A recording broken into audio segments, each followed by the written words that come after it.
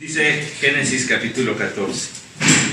Y aconteció en los días de Amrafel, rey de Sinar, Arioc, rey de Elasar, Kedorlaomer, rey de Elam, y Tidal, rey de Goyim, que estos hicieron guerra a Bera, rey de Soma, y a Birsa, rey de Gomorra, a Sinab, rey de Atma, a Semeber, rey de Seboim, y al rey de Bela, es decir, Soar.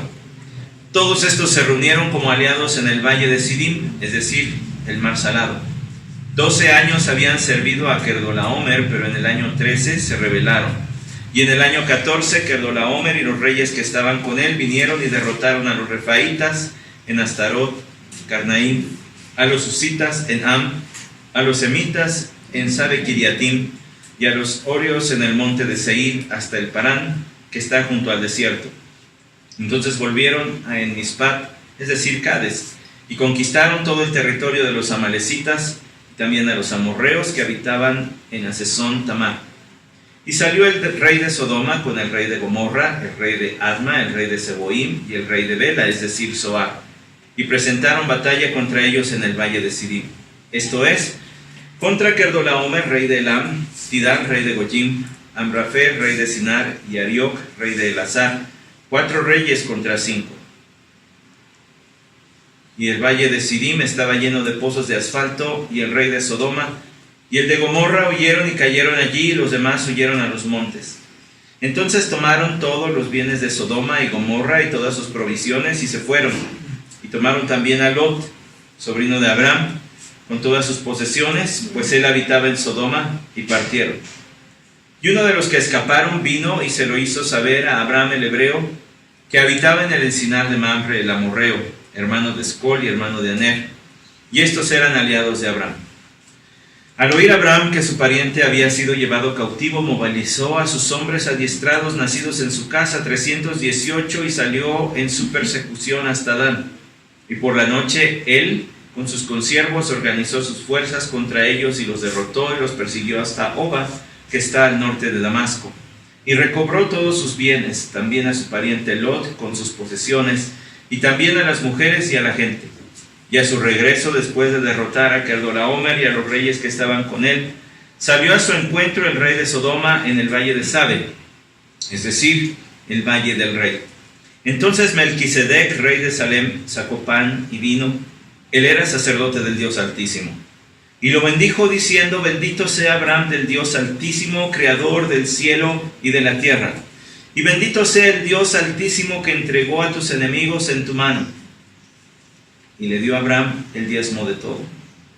Y el rey de Sodoma dijo a Abraham: dame las personas y toma para ti los bienes. Y Abraham dijo al rey de Sodoma: he jurado al Señor Dios Altísimo, creador del cielo y de la tierra, que no tomaré ni un hilo, ni una correa de zapato, ni ninguna cosa tuya, para que no digas: yo enriquecí a Abraham. Nada tomaré, excepto lo que los jóvenes han comido, y la parte de los hombres que fueron conmigo, Aner, Escol y Mamre, ellos tomarán su parte. Padre, te agradecemos tu palabra otra vez. Gracias por tu Hijo Jesús, claramente reflejado en estos versículos. Espíritu Santo, toma tu espada y úsala en el corazón de cada uno de nosotros y de quienes escuchen este mensaje.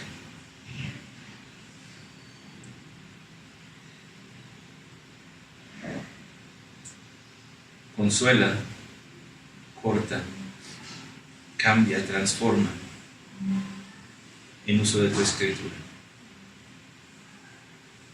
Amén. Tomen su lugar, por favor. Esta semana, hermanos, me llamó la atención una noticia que leí. Dice así: una pareja en Staten Island, en Nueva York, pensó que una pieza de metal olvidado y oxidado que estaba detrás de unos árboles en su jardín era una caja eléctrica. Sin embargo, resultó ser una caja fuerte con $52,000 en efectivo, piezas de oro y diamantes. Hay quien anda caminando por las calles viendo a ver si hay una monedita, ¿no?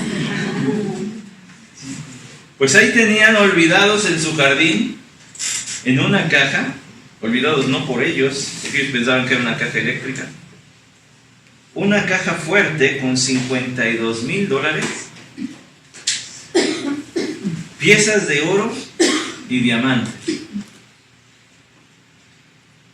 Al ver una nota con una dirección, ellos buscaron a los dueños y devolvieron el tesoro que estaba en su lugar. Qué manera tan diferente de reaccionar a un hecho que podría haber, al menos temporalmente, cambiado su vida, ¿no cree? ¿Cuánta gente podría hacer eso?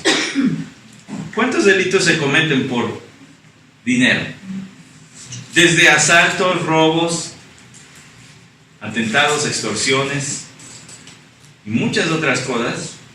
Y esta pareja reaccionó de una manera opuesta a todo lo que mucha gente, para no totalizar, mucha gente haría. Bueno, yo me pregunto qué haría yo. ¿Me haría de la vista gorda con la dirección? ¿Qué haría usted? Porque había oro y diamantes, que ya deje los $52,000. Ya piense que en el oro y diamantes, ¿cuánto debió haber sumado eso? Bueno, antes de que sueñe avariciosamente, no es cierto, pero antes de que nos desviemos imaginando qué haríamos con esa cantidad de dinero, quiero que piense en el ejemplo de esos dos, esa pareja, y piense en el ejemplo de Abraham. Porque Abraham está viviendo en el capítulo 14, para el versículo 20, está viviendo un momento de triunfo que lo pudo haber puesto eufórico. Se enfrentó al Napoleón de su tiempo, a un conquistador, Kedorlaomer, un hombre que tenía sus aliados y que junto con ellos hizo toda una expedición antes de ir a aplacar a los 5 reyes del valle de Salem. Hizo una expedición donde aplacó a otros 7 y luego fue por ellos. Y en el texto de Génesis 14 ni siquiera se nos narra la batalla, porque debió haber sido algo muy breve, algo aplastante. ¿Por qué? Pues porque dice allí en el versículo 10: y el valle de Sidim estaba lleno de pozos de asfalto, y el rey de Sodoma y el de Gomorra huyeron y cayeron allí, y los demás huyeron a los montes. O sea, ni siquiera se nos dice que se enfrentaron y hubo bajas. Parece que más bien fue una aplastante victoria de los 4 reyes, de Kedorlaomer y sus 3 aliados. Ahora, eso está imponente. Enfrentarte a un ejército así. Bueno, en México celebramos hasta la batalla del 5 de mayo, ¿no? En Puebla. Los mexicanos derrotando al ejército francés. Bueno, pues imagínese a Abraham. Ahora, ya que le hablé de Kedorlaomer, piense en ese, piense en Abraham. Piense en Abraham porque leímos, ¿verdad?, que también lo que hizo Abraham fue una matanza. Es decir, la victoria que después obtiene Abraham cuando dice que los correteó, versículo 15, y por la noche él con sus siervos organizó sus fuerzas contra ellos y los derrotó y los persiguió hasta Oba, que está al norte de Damasco. Tuvieron que huir hacia el norte de donde venían. Eso está narrado en la Biblia, pero como una matanza, con unos cuantitos. Y la semana pasada le dije, era más bien una pandilla la que llevaba Abraham, y se estaba enfrentando a un ejército fuerte, conquistador, entrenado, bien armado, y que venía de aplastar a 12 reyes y sus ejércitos. Y Abraham, si acaso, habrá llegado a unos 1500 guerreros, no más de eso. Así que es curioso que nosotros veamos esta victoria de Abraham, y luego regresa él y se encuentra con, según dice el versículo 17, el rey de Sodoma, y el versículo 18, Melquisedec, rey de Salem. Primero sale el rey de Sodoma, pero pareciera pasar desapercibido para Abraham. Y creo que lo que vamos a ver hoy explica un poquito el porqué. Si se fijan, el versículo 17 menciona al rey de Sodoma, luego se menciona a Melquisedec y no se vuelve a hablar del rey de Sodoma hasta el versículo 21. Como si Abraham hubiera pasado de largo, como si no quisiera reunirse con él. Y pone más atención, mucha más atención a Melquisedec, con quien, según dice allí, debió haber tenido comunión y haber celebrado una especie de ceremonia para delante del Señor, porque sacó pan y vino y ya andaban comiendo, ya andaban festejando, andaban hambrientos. Imagínense toda la descarga de adrenalina que debe ser estar jugándote la vida en un combate personal, porque estos no llevaban aviones, no tenían portaaviones lanzando misiles a la distancia y luego la fuerza aérea que ya nos halló en el terrenito y ahora sí vamos los de a pie. No, estos eran los de a pie y era todo lo que había, o a caballo o burro, lo que hayan usado. Fíjense toda la descarga de adrenalina, todo el cansancio que eso produce. Si cuando uno tiene una emoción fuerte en el día, ¿a poco no lo siente el día como que fue bien largo y pesado y llegas y caes rendido? O sea, mira, todo eso y el hambre que viene también. Pues estos ya andaban comiendo. Entonces cuando llega con Melquisedec, no es que Melquisedec quisiera satisfacer el hambre de Abraham, sino que tuvieran ahí una especie de ceremonia, un tiempo de comunión delante del Señor, una especie de celebración entre creyentes, porque Melquisedec, y no me voy a meter mucho en esto, lo vimos la semana pasada, era un sacerdote del Dios Altísimo. Y es fascinante eso. Se lo dije, ¿por qué? Porque demuestra que primero hubo monoteísmo antes de politeísmo. Primero hubo la convicción y la creencia de que hay un solo Dios, pero luego los hombres, al desviarse de ese único y verdadero Dios, se inventaron muchos. Melquisedec servía al único Dios verdadero, al Dios Altísimo. Y bendice a Abraham en el versículo 19, ahí lo bendijo. Y le explica, y quizá le recuerde a Abraham: bendito sea el Dios Altísimo que entregó a tus enemigos en tu mano. Ni por un momento quieras tocar lo que para Dios es intocable, la gloria de Dios. No te quieras atribuir esta victoria a ti, Abraham. Esto lo hizo Dios por ti.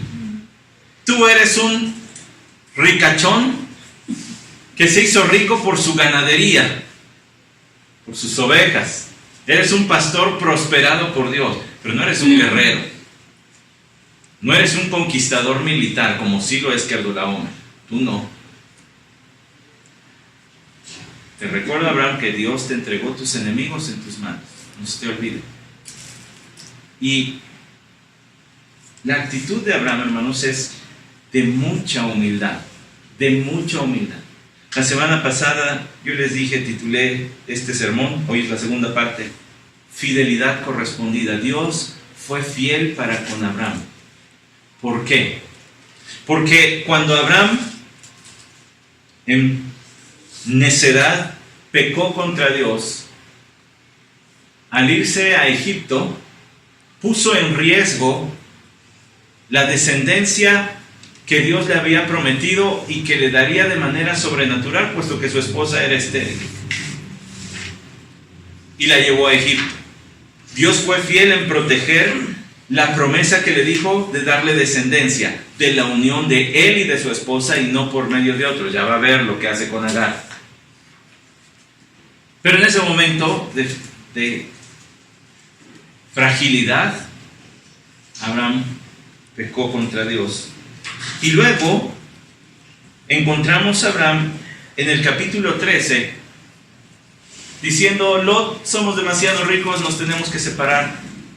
Y Dios protegió la tierra que le había prometido a Abraham. Y entonces Lot se fue por otro lado. Pero aquí Dios protegió a Abraham de sus enemigos. Y de un ejército que pudo haberlos aplastado, Dios los puso en fuga para proteger a Abraham. Es fidelidad de Dios. No es poder de Abraham, es fidelidad de Dios. Y Abraham retribuye, por decirlo así, aunque nunca podremos pagar los favores de Dios, pero sí muestra fidelidad al Señor. ¿Cómo? Pues dice allá al final del versículo 20, y le dio a Abraham el diezmo de todo. Con la explicación que tenemos en el libro de Hebreos acerca de Melquisedec, entendemos que de esta manera Abraham reconoció que Melquisedec era superior a él, el rey de Salem que habla aquí. Yo soy un escogido de Dios, a través de mí va a ser una nación, pero tú eres sacerdote. Aquí está el diezmo. Un acto de humildad. Venía de ganarle, como dije, al Napoleón de su tiempo, y bien podía haber dicho, pues yo tengo derecho y yo me quedo con todo.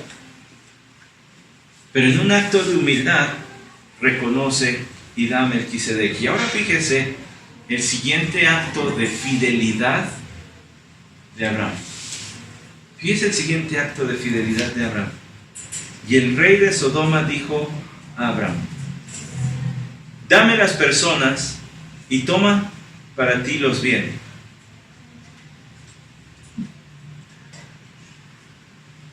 Te voy a dar toda la riqueza de mi ciudad que tú acabas de recuperar. Nada más dame las personas. Toda la riqueza, animales, bienes. Porque, piénselo, ¿no? Si nos dijeran, aquí hay unas telas, nosotros diríamos, ahora tengo que pagarle al sastre. Pero en aquellos tiempos era riqueza, era forma de riqueza. Si nos dijeran, te regalo un camello, diríamos, chale, me voy a meter hasta en problemas porque el olor va a inquietar a los vecinos. Pero para ese tiempo eso era riqueza, ¿verdad? Imagínense que le digan, te voy a dar toda la riqueza de la Ciudad de México, nada más no te llevas a ninguno de los habitantes. Se convierte en la persona más rica del mundo en automático. Ahora, Sodoma no debe haber tenido los millones de habitantes que hay aquí. Bueno, te voy a dar la riqueza de la delegación Iztacalco, Cuauhtémoc o cualquier delegación de esta ciudad. Quédate con todo el dinero, con todas las propiedades, con todos los bienes que hay allí. Órale. Ese levantamiento de cejas que algunos de ustedes hicieron de órale, quizá pudo haber sido una de las opciones de Abraham. Y quizá el brillo del oro lo hubiera deslumbrado. Y quizá la cantidad de la que se estaba hablando pudo haber sido el mayor atractivo para Abraham. Pero es impactante lo que dice el versículo 22. Por cierto, el rey de Sodoma decía, yo si tengo a la gente puedo volver a producir. No pasa nada. Entonces, déjame a la gente. Llévate los bienes. Versículo 22. Y Abraham dijo al rey de Sodoma, note la repetición. No dice y Abraham le dijo, o Abraham dijo, o Abraham respondió. Se nos dice, y Abraham le dijo al rey de Sodoma. Pareciera haber cierto énfasis, como que se nos está queriendo avisar con quién está tratando Abraham. Que no perdamos de vista quién es este interlocutor. Es el rey de Sodoma. Pocos comentaristas, al menos de los materiales a los que yo tengo acceso, pocos comentaristas ponen atención en estos versículos del 21 al 24.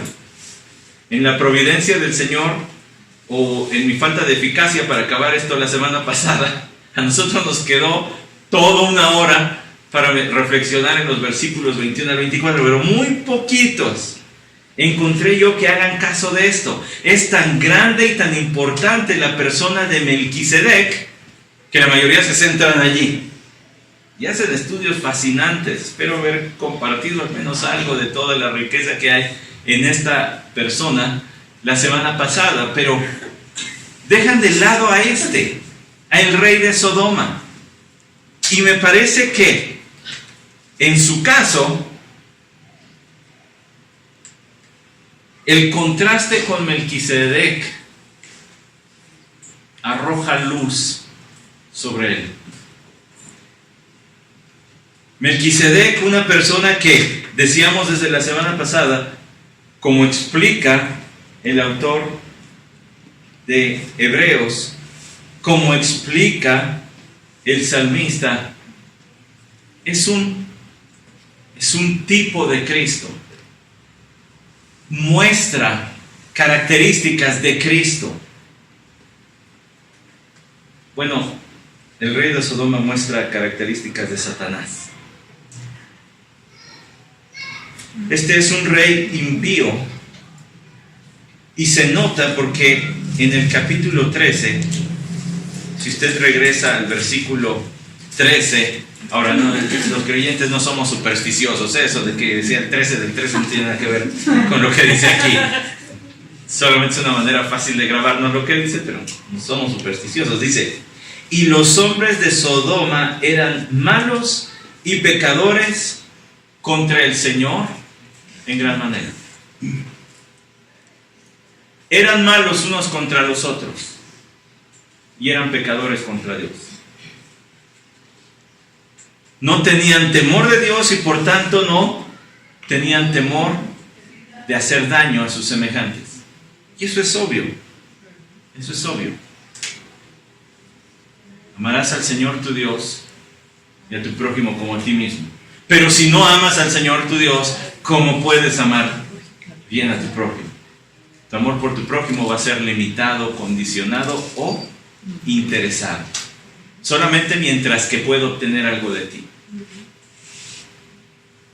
Estos hombres de Sodoma eran malos, unos contra los otros, impíos, gente despiadada, y luego eran pecadores contra Dios. Y tenían un rey. Un rey al que no parece que le molestara mucho eso. ¿Quiere ir al capítulo 19 conmigo? Llegaremos, si el Señor nos permite, allí pues por el mes de marzo del... no sé, espero que no tanto. En algún momento tendremos que llegar a Génesis 19. Llegaron pues los dos ángeles a Sodoma al caer la tarde, cuando Lot estaba sentado a la puerta de Sodoma. ¿Quiénes se sentaban a la puerta de la ciudad? Los líderes. Lot era uno de ellos. Al verlos, Lot se levantó para recibirlos y se postró en tierra. Y por supuesto, el Nuevo Testamento da evidencia de que Lot fue salvo, ¿verdad? Era el justo Lot, es llamado en el Nuevo Testamento, pero solamente quiero mostrarle la situación peligrosa en la que estaba, en qué tipo de reinito estaba. Se les levantó para recibirlos y se postró en tierra y dijo: he aquí, señores míos, os ruego que entréis en la casa de vuestro siervo y paséis en ella la noche y lavéis vuestros pies, entonces os levantaréis temprano y continuaréis vuestro camino. Pero ellos dijeron: no, sino que pasaremos la noche en la plaza. Él, sin embargo, les rogó con insistencia y ellos fueron con él y entraron en su casa y les preparó un banquete y coció pan sin levadura y comieron.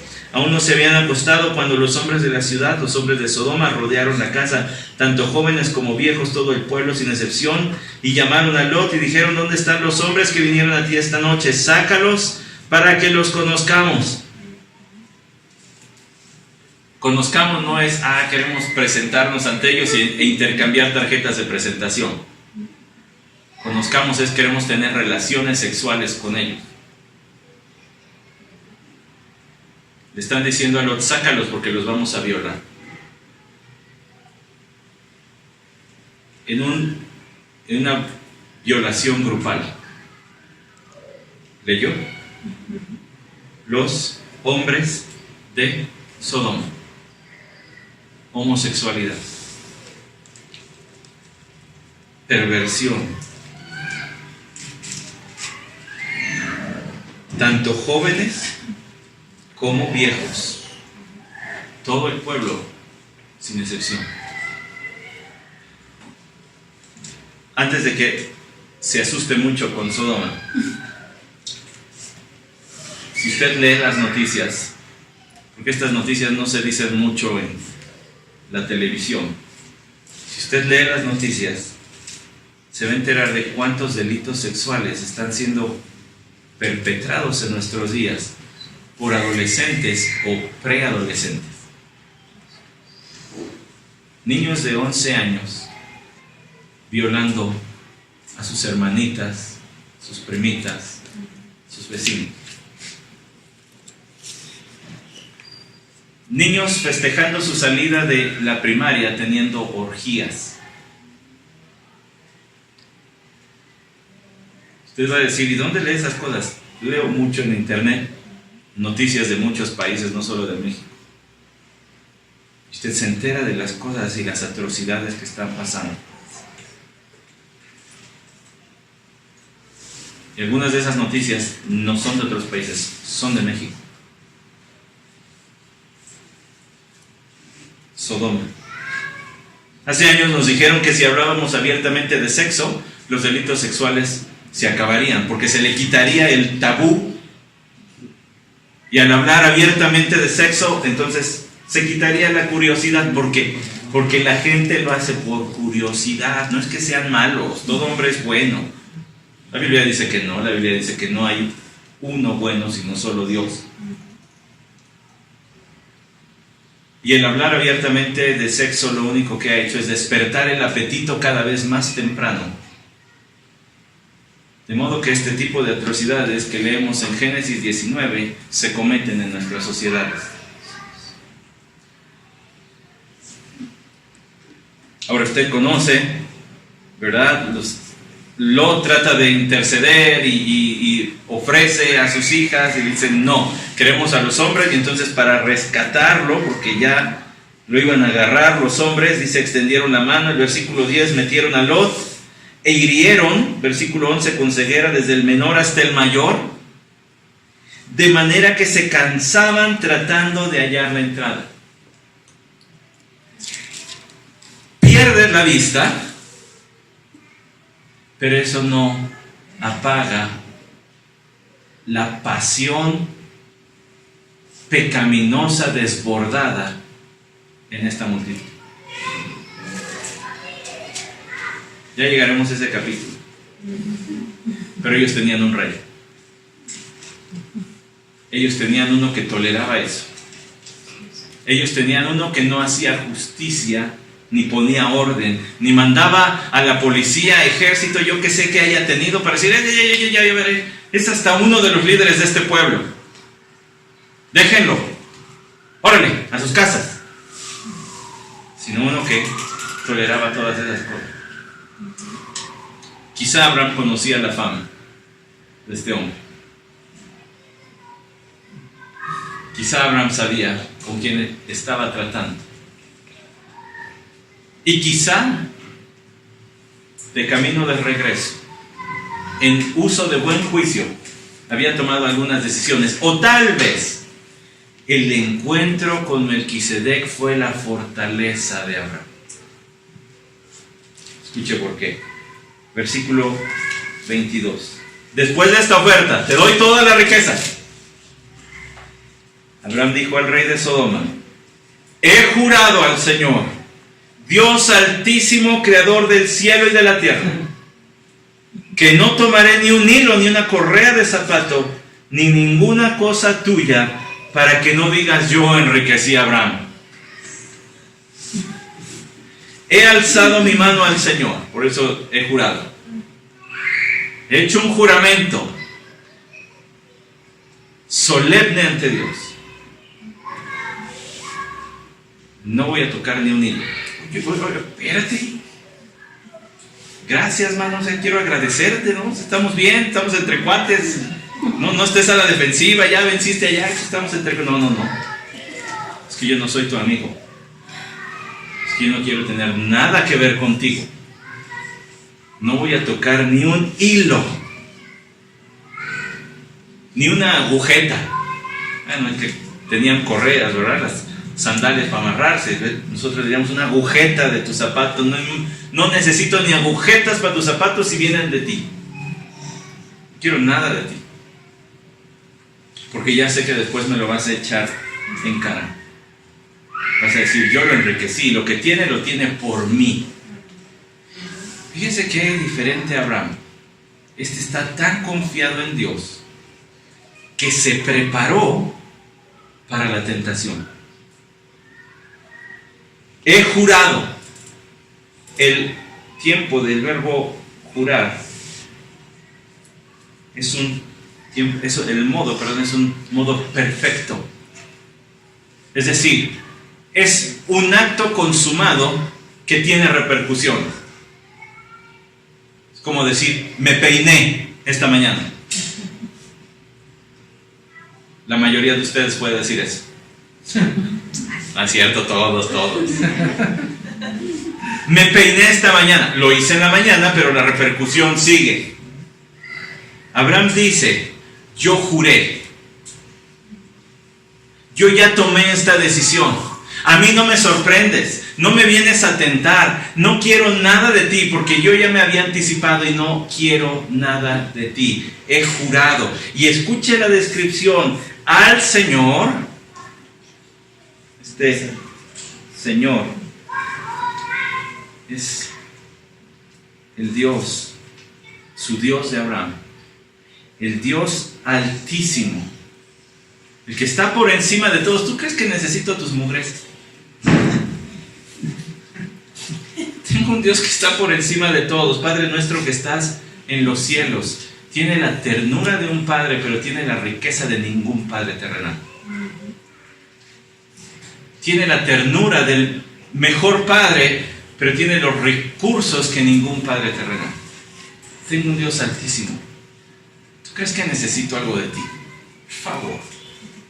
Ahora, la siguiente frase es por la que vemos cómo el encuentro con Melquisedec preparó a Abraham para este momento. Creador del cielo y de la tierra. ¿De dónde era Abraham? Originario de Ur. Y eso era Babilonia, ¿verdad? Él no sabía de esto. Ellos tenían sus mitos de cómo surgió el mundo. Melquisedec sabía de dónde venía el mundo. Melquisedec sabía, pues si no Génesis 1:1, porque no estaba escrito, no le ha de haber dicho en su comunión con Abraham, Génesis 1:1 dice, en el principio, no, porque no estaba escrito, pero quizá le habló de este Dios del que usted y yo hemos estudiado desde el capítulo 1, versículo 1. Él es el creador de todo y es al que yo sirvo, Abraham. ¿Y qué crees? Es el que te escogió a ti, porque ahora se va a hacer una nación étnica. Él es el creador del cielo y de la tierra. Y entonces Abraham dice, juré al Señor, el Dios altísimo. Note que son las mismas palabras de Melquisedec. ¿Lo vio? Versículo 19, bendito sea Abraham del Dios altísimo, creador del cielo y de la tierra. La comunión con Melquisedec había fortalecido a Abraham. Y quizá hasta había aprendido algo nuevo de este Dios. O había profundizado algo de este Dios que se le había revelado diciéndole, te voy a hacer una nación. Y entonces ahora puede ver la tentación y decir, no me interesa. No quiero. Porque sé quién es Dios, porque sé lo que ha prometido. No quiero. Había decidido anticipadamente ante la tentación. Él ya estaba preparado. Ya se había preparado. Dios en su providencia le había provisto el aliento y la orientación de otro creyente. Pero ahora Abraham, con la edificación y con la exposición de otro aspecto del carácter de Dios que probablemente él no conocía, ahora está mejor preparado para enfrentar la tentación y dice, no, tú puedes decir lo que quieras, yo no quiero nada de lo que tú tienes. Este era un compromiso serio, hice un juramento. En algún momento en este día o días anteriores, quién sabe, Abraham había decidido: yo nunca voy a tener nada que ver con ese hombre. No quiero nada que decir. No es gente con la que yo debo andar. Mi Dios es suficiente. ¿Para qué? Y dice también: no tomaré ni un hilo, ni una correa de zapato, ni ninguna cosa tuya, para que no digas: yo enriquecí a Abraham. Para que te quede claro, versículo 24, nada tomaré. Ya le había dicho, no tomaré, versículo 23, y en el 24 lo repite: nada tomaré, no quiero nada. Es curioso, hermanos, pero aquí ve el reflejo de Cristo en Abraham. Ya lo habíamos visto en Melquisedec, y ahora se ve la sombra de Cristo proyectada por Abraham. ¿Por qué? Vaya a Mateo capítulo 4, versículo 1.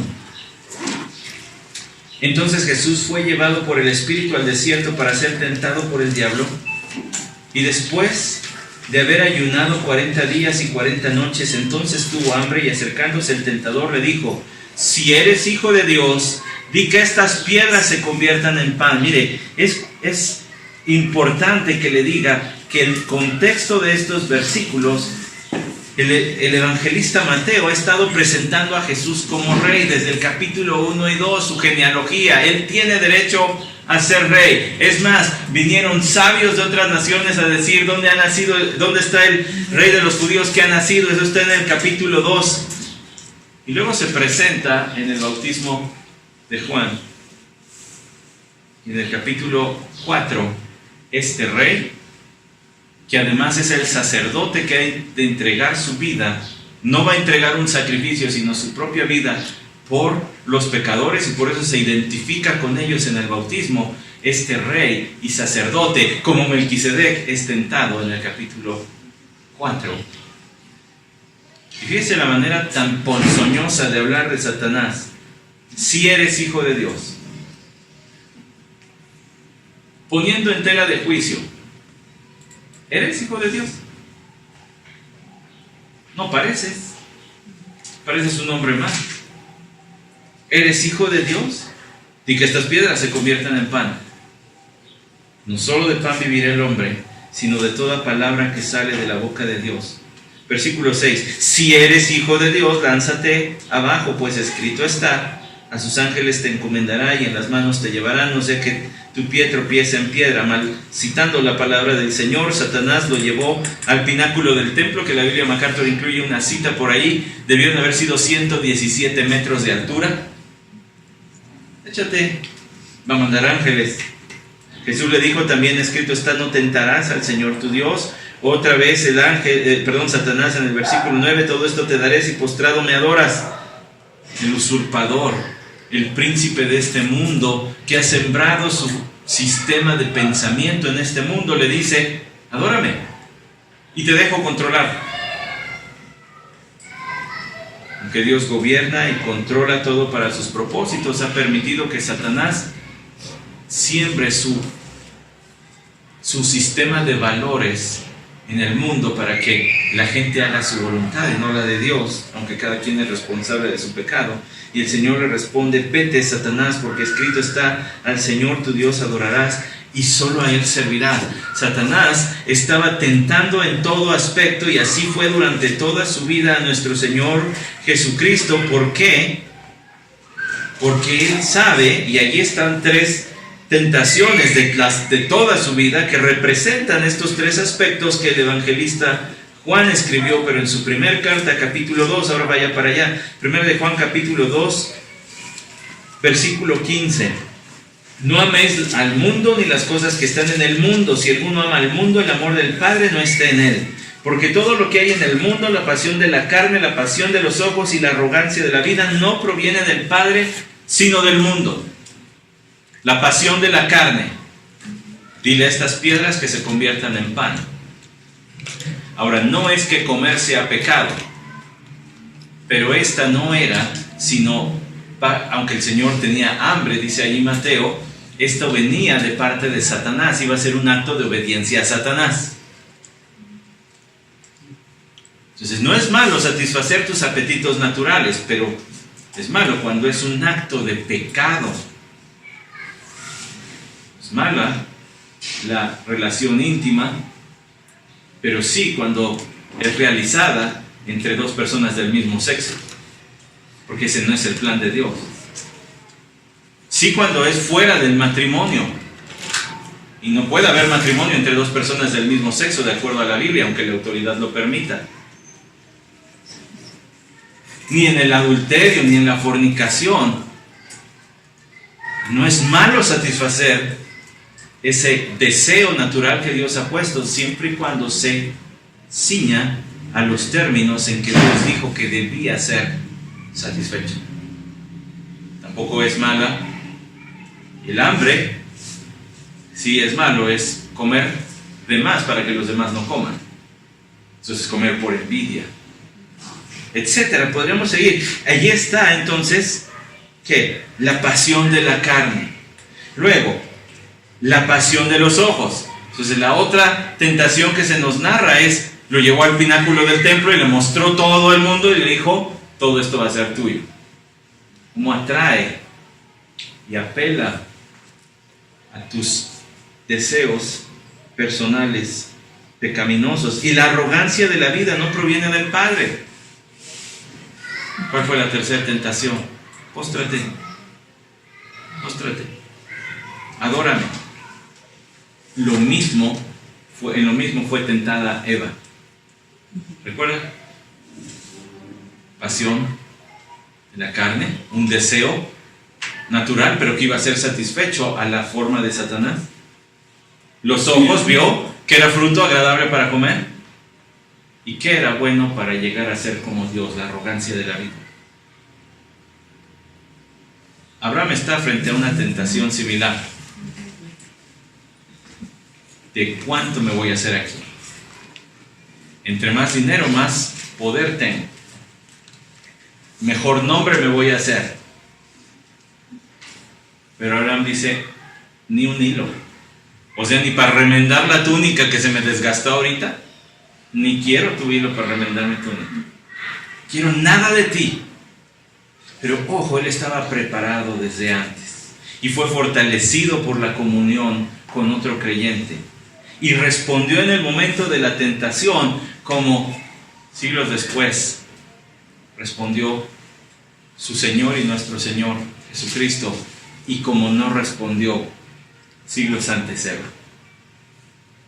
Abraham se parecía más a Jesús que a Eva en este texto. Dice, no quiero nada, nada tomaré. El principio de la separación del mundo estaba en Abraham. El principio de la separación del mundo, que los creyentes estamos en el mundo, pero no somos del mundo. No pertenecemos a él, en el sentido de que nuestro sistema de valores ha sido cambiado. No valoramos las cosas que el mundo valora. O no de la misma manera. O no estamos esclavizados al pecado. Suena, yo sé, demasiado abstracto. Denos un ejemplo, pastor. El mundo desprecia a los ancianos. Los creyentes los amamos y los valoramos.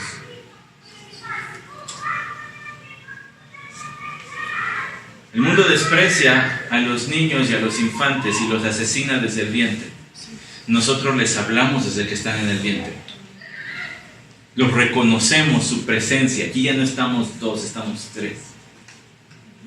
Aquí ya no vemos 25, está un chaparretitito más, unos 26. ¿Me explico? Nosotros no pensamos como piensa el mundo. Es el principio de la separación del creyente. Nosotros tenemos un sistema de valores diferente al del mundo, y por eso en el texto que estábamos leyendo, 1 de Juan capítulo 2, dice, no améis al mundo ni las cosas que están en el mundo. Ustedes no piensen así. Si alguno ama al mundo, el amor del Padre no está en él. ¿Dios te dejó de amar? No, es que no amas al Padre. Valoras más las cosas de este mundo de lo que valoras a Dios. Prefieres distanciarte de Dios con tal de obtener esto. Este plato de lentejas, que en unas horas va a terminar en la letrina, pero tú lo preferiste, lo escogiste. ¿Qué dice Santiago capítulo 4 al respecto de este tema? Desde el principio de la separación del mundo. Versículo 1, ¿de dónde vienen las guerras y los conflictos entre vosotros? ¿No vienen de vuestras pasiones que combaten en vuestros miembros? Codiciáis y no tenéis, por eso cometéis homicidios, sois envidiosos y no podéis obtener, por eso combatís y hacéis guerra.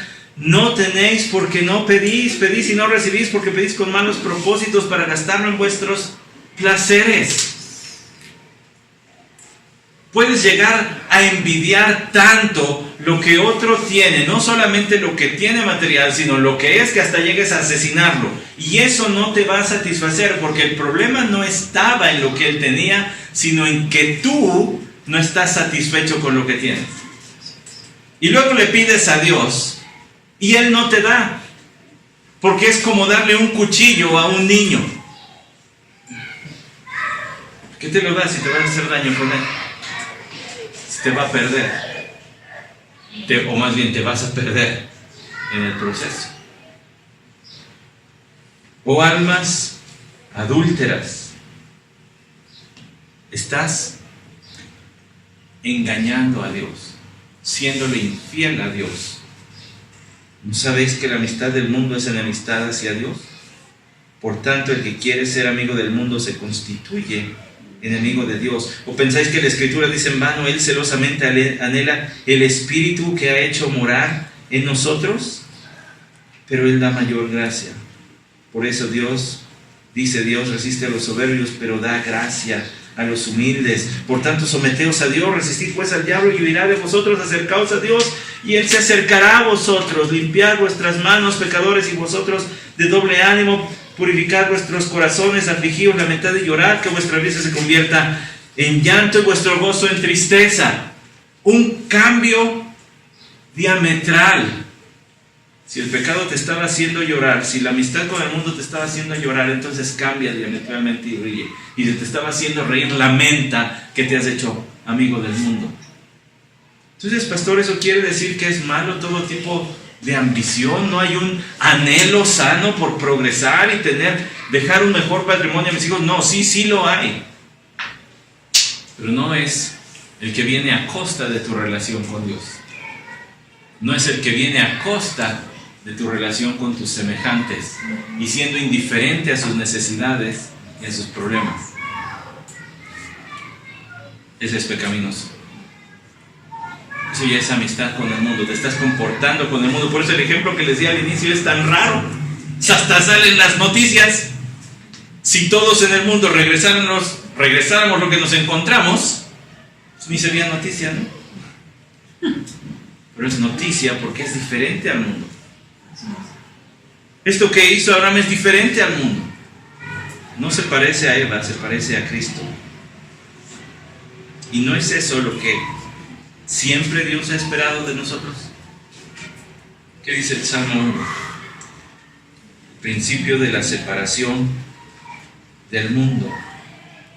Cuán bienaventurado es el hombre que no anda en el consejo de los impíos, ni se detiene en el camino de los pecadores, ni se siente en la silla de los escarnecedores, sino que en la ley del Señor está su deleite y en su ley medita día y de noche. Qué feliz es el hombre que no es compañía de impíos. El Señor no dijo, quítalos del mundo, dijo, guárdalos del mal. No quiere decir que no tengamos amistad o contacto con quien no cree en Cristo, quien no es hijo de Dios, sino que te parezcas tanto a su vida. Ni se detiene en el camino de los pecadores, ni se siente en silla de los escarnecedores, que ya parece uno más de él, sino que se deleite en la ley del Señor, está saboreándola todo el día. Esta mañana me tomé una tacita de café recién molido recién cocidito. Y le sigo saboreando. Sí me lavé los dientes, pero me refiero a que sigo pensando en qué bueno estuvo. Al rato me tomo otra. La ley de Jehová es igual. Ya la probé en la mañana, pero al rato quiero más. Y quiero seguir hablando de mi Dios. Y usted conoce el resto del capítulo 1 de Salmos. Esa primera canción. Y era una canción para que se memorizara, porque usted y yo no sabemos cientos de canciones. Tal vez no tantos versículos. Pero le voy a dar un consejo. Póngale música a los versículos y se los va a aprender. Se graban mal las cosas en forma de canción. Era una canción para que todo el mundo se acordara. Es mejor, medita en la palabra del Señor, a ser contado ya como uno más del mundo. El principio de la separación estaba presente en Abraham y él dijo: no quiero nada de ti. ¿Sabe? Lo mismo pasa con los creyentes. Los creyentes somos edificados por la palabra del Señor. De modo que cuando Él cambia nuestra vida, cuando Él salva nuestra alma, nos redime a través de la fe en Cristo Jesús, hay un nuevo nacimiento. Que ahora nos hace ver las cosas totalmente diferentes de cómo las veíamos incluso esa mañana cuando nos despertamos el día que creímos en Cristo Jesús. Por eso Pablo le escribió a los colosenses: si habéis pues resucitado con Cristo, buscad las cosas de arriba, donde está Cristo sentado a la diestra de Dios. Poned la mira en las cosas de arriba, no en las de la tierra. Nuestro sistema de valores es el del cielo, no el del mundo, porque ahora ha sido cambiada nuestra manera de pensar.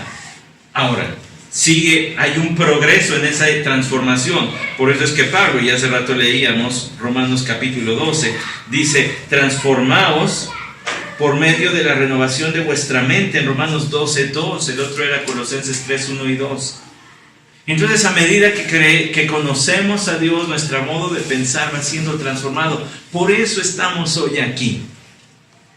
Por eso estamos hoy aquí. Que mediante la exposición de la palabra nuestra mente se ha cambiado. Por eso estudiamos nuestra Biblia en casa. Por eso nos reunimos los miércoles y hacemos otras tantas cosas alrededor de la Biblia. El Señor nos prepara para el conflicto mediante su palabra, y por eso el Señor contestó: escrito está, escrito está, escrito está.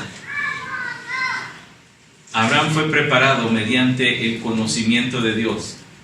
Empezó a llamar a Dios creador de los cielos y la tierra.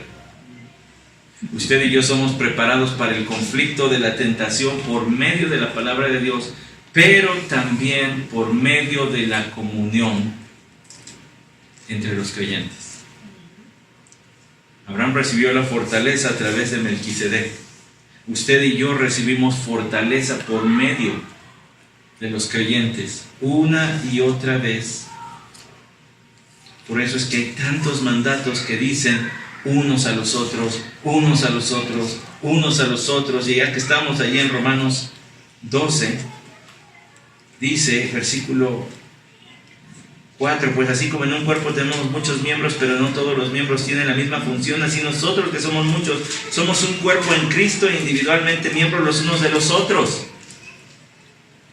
Necesitas de los otros creyentes, así como tu cuerpo necesita de todas sus partes para estar sano y para estar funcionando correctamente. Pero teniendo dones que difieren según la gracia que nos ha sido dada, usémoslos. Si el de profecía, úsese en proporción a la fe. Si el de servicio, en servir. El que enseña, en enseñanza. El que exhorta, en la exhortación. El que da con liberalidad. El que dirige con diligencia. El que muestra misericordia con alegría.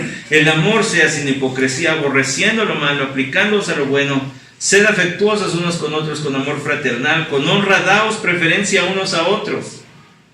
No seáis perezosos en lo que requiere diligencia, fervientes en espíritu, sirviendo al Señor, gozados en la esperanza, perseverando en el sufrimiento, dedicados a la oración, contribuyendo para las necesidades de los santos, practicando la hospitalidad, bendecid a los que os persiguen, bendecid y no maldigáis, gozaos con los que se gozan y llorad con los que lloran.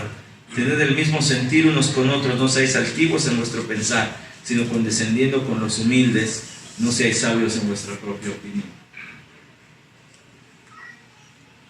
¿Cómo vas a ser fiel ante la siguiente tentación? Porque va a venir, si no es que ya está aquí.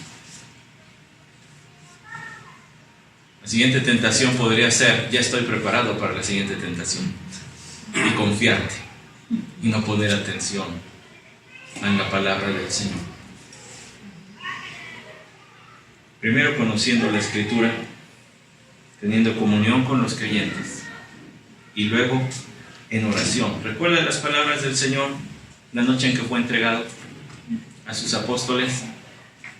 Velad, estén atentos y orad. Oren para que no entréis en tentación. El espíritu está presto, pero la carne es débil. ¿Cómo más combates la tentación? En oración. Vaya Abraham, ¿qué sombra proyectó en esos versículos? Se parece a Cristo, se parece mucho a Cristo. Y nosotros nos pareceremos en Cristo cuando frente a cualquier tentación podamos reaccionar así, diciendo: no, del mundo no quiero nada, ni un hilo. Encontré la oración de F.B. Meyer después de su exposición de este mismo texto que nosotros consideramos hoy. Dice: oh Rey de corazones leales, corazones fieles, quisiéramos encontrarte con más frecuencia en el camino de la vida. Y yo añado, como Abraham se encontró con Melquisedec. Especialmente cuando algún tentador está preparándose para enredarnos en las redes del mal, e inclinándonos para recibir tu bendición, estar preparados por tu gracia para todo lo que nos espere en el futuro, el cual es desconocido. Vamos a orar. Eres Rey de corazones leales, de corazones fieles, porque tú has plantado la fidelidad en nuestro corazón por medio de tu Santo Espíritu, cuyo fruto es fidelidad. Eres Rey de corazones leales porque tú nos has atraído hacia ti, nos has hecho ver tu incomparable valor, Dios. No por lo que das, sino por quién eres. No hay nadie como tú.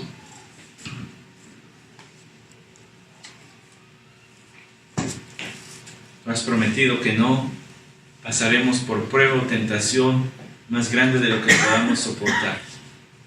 Dependemos de ti. Sal a nuestro encuentro y prepáranos para ese momento.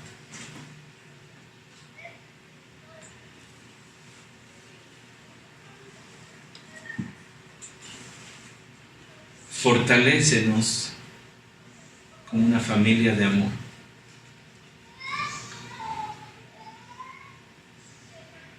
¿Cuál fue tu intención al fundar la iglesia? Cúmplela en esta congregación.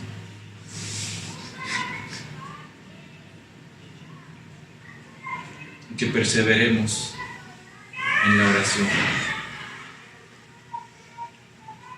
Prepáranos, prepáranos, prepáranos.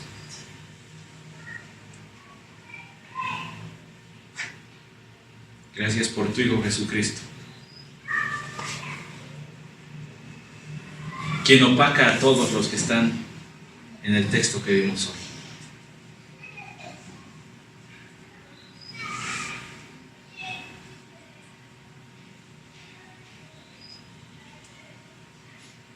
Que oremos en su nombre siempre. Amén.